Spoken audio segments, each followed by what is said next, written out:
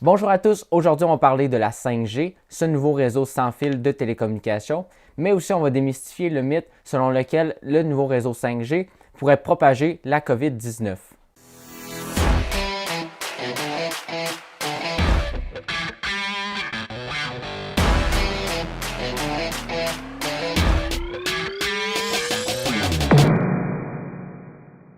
Est-ce que la 5G peut propager la COVID-19?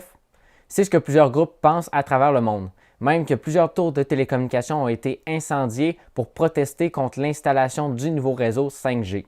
Donc, on va discuter du réseau 5G purement théorique et niveau technique avant de parler du réseau 5G au niveau des impacts sur la santé. Et même commençons par définir qu'est-ce que le réseau 5G. Le nouveau réseau 5G, c'est un nouveau réseau, donc 5e génération du réseau sans fil de télécommunications pour les données et la voix. Et ce nouveau réseau va s'implémenter dans les prochaines années. Il faut savoir que si c'est le 5e réseau, donc ça veut nécessairement dire qu'il y a eu 4 versions antérieures, donc le 1G, 2G, 3G et 4G. Cette nouvelle version vient succéder au réseau 4G qui est présentement en place un peu partout dans le monde. Donc, nécessairement, ce n'est pas simplement des aspects uniquement techniques qui ont été engendrés par le passé avec les anciennes versions des réseaux, c'est aussi des impacts majeurs sur l'économie et la société. Donc, commençons dans les années 80 avec la première version du réseau de télécommunications sans fil, où on a vu le jour avec la première génération, soit le 1G, qui nous permettait de transférer la voix d'un appareil à un autre de façon analogique. Ensuite, dans les années 90 est venue la deuxième génération avec le transfert de la voix uniquement, encore une fois. Par contre, c'était une voix qui était numérisée en utilisant des protocoles de type CDMA. Donc, au début des années 2000, environ 10 années plus tard, a vu le jour la troisième génération du réseau de télécommunications sans fil. Cette troisième génération a eu un impact majeur sur toute la société parce que maintenant, on avait ajouté des données pour pouvoir transmettre entre différents appareils. Donc, on pouvait transmettre la voix, mais aussi des données, ce qui a fait exploser le marché des téléphones intelligents au début des années 2000. Même que plusieurs secteurs se sont développés pour fournir des produits qui seraient connectés sur le réseau cellulaire pour pouvoir capter des données et les transmettre de façon sans fil. Au début des années 2010 est venu le 4G suivi de très près du 4G LTE, soit une version avancée de la 4e génération, qui nous permettait d'avoir des vitesses beaucoup plus rapides que son prédécesseur, soit la version 3G, avec des taux de latence très faibles et une capacité d'appareil sur le réseau beaucoup plus grande. Maintenant, en 2020, on parle du réseau 5G comme le réseau le plus performant que jamais existé pour les réseaux de télécommunications sans fil.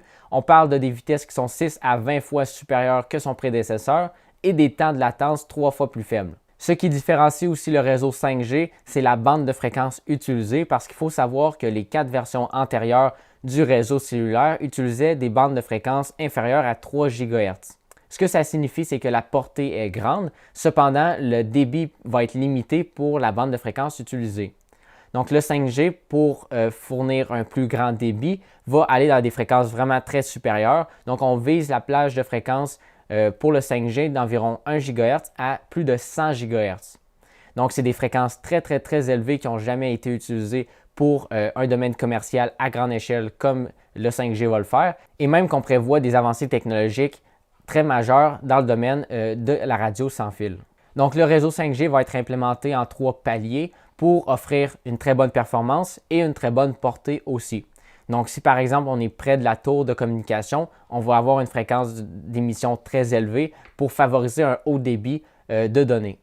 Par contre, si on est très loin de la tour d'émission d'ondes, on va avoir une fréquence beaucoup plus faible puisque la propagation d'ondes se fait beaucoup mieux à très basse fréquence.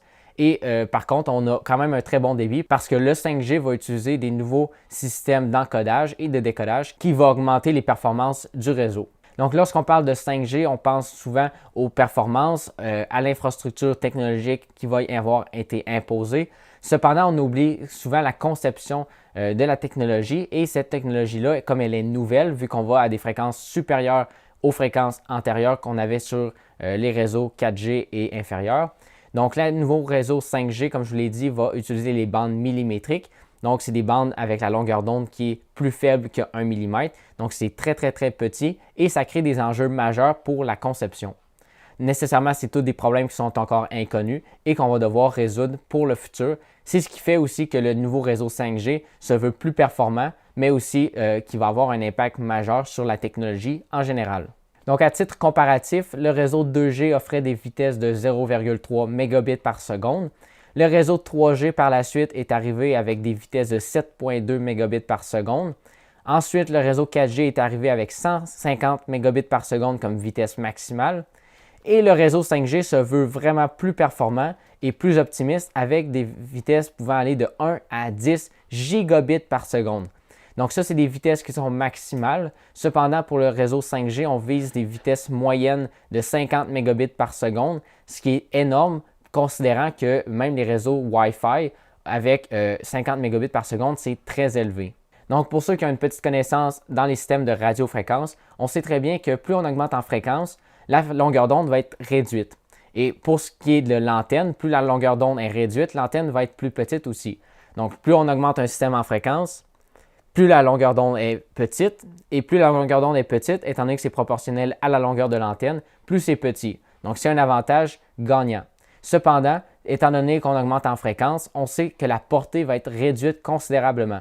Et c'est un enjeu que le 5G doit faire face, puisqu'on sait très bien que dans les fréquences, dans les gigahertz, avec les ondes millimétriques, la portée va être très réduite, soit environ 500 mètres pour un système à très haut débit. Donc, nécessairement, on sait qu'on ne veut pas avoir des taux de télécommunication partout dans les secteurs résidentiels.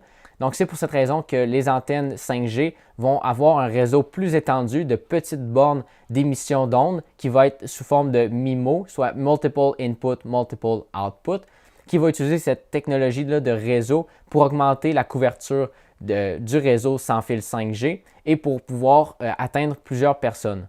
Donc, nécessairement, il va y avoir plus de bornes que les réseaux antérieurs qui avaient simplement des grosses tours de télécommunication. Cependant, ce réseau-là va être vraiment plus étendu en petites stations et donc, ils vont pouvoir gérer l'entrée des données et la sortie des données.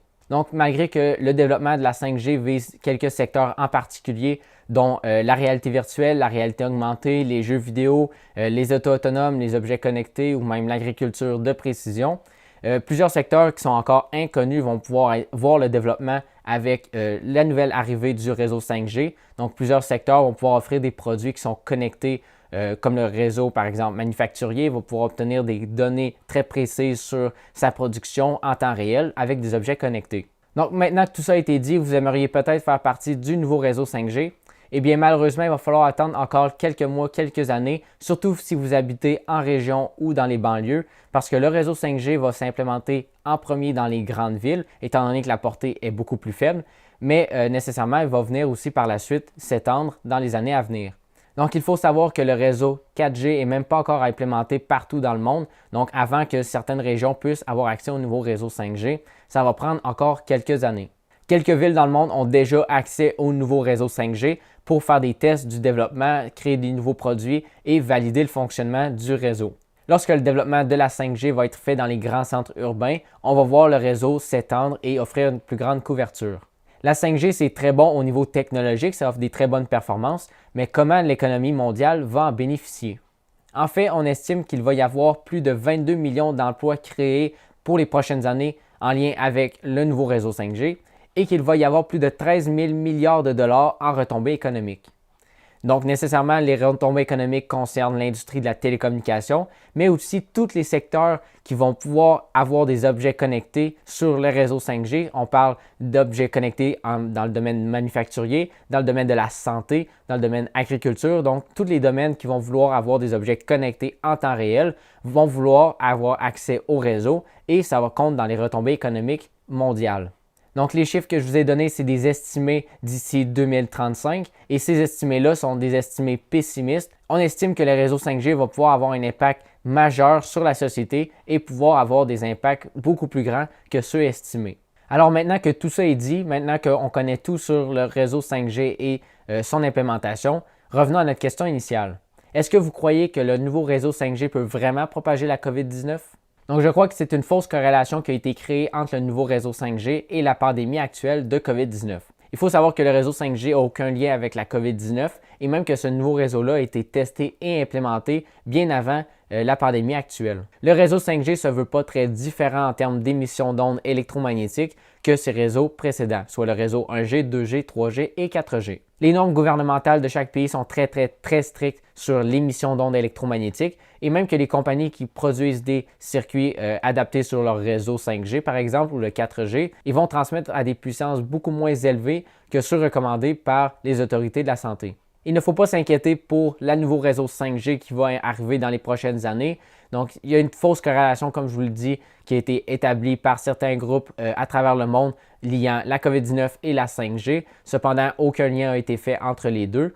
Il faut plutôt être optimiste, je crois, sur le nouveau réseau 5G qui va être implémenté dans les prochaines années. Donc, ça va toucher plusieurs secteurs, des secteurs qui n'ont jamais été touchés par la technologie autant que dans les années à venir, et même que ça va développer des nouveaux emplois et des retombées économiques assez importantes. Merci d'avoir regardé la vidéo d'aujourd'hui. J'espère que vous en avez appris plus sur le nouveau réseau 5G et que vous avez aimé le contenu de la vidéo. Si vous avez aimé, cliquez sur j'aime et n'oubliez pas de vous abonner à la chaîne. Et comme toujours, on va se revoir pour une prochaine vidéo. Merci!